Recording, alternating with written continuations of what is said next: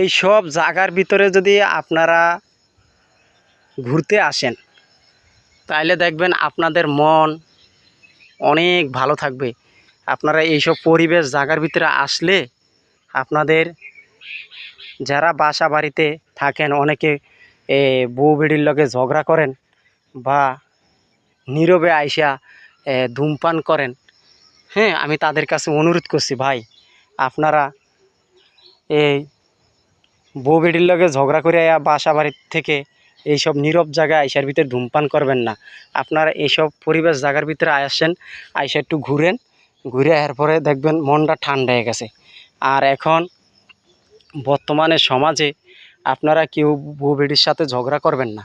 বউ বেডির সাথে ঝগড়া করলে আপনার দেখা গেছে যে দিনকাল ভাই ঘন সাকিবের মতন হবে, বুঝছেন? এই যে গগন সাকিব আছে না, গগন সাকিবের মতন হয়ে যাবে। কেউ কোনো দিন বউ বেটির সাথে ঝগড়া করবেন না, কিন্তু তাদেরকে পরামর্শ দিবেন, বুঝাবেন।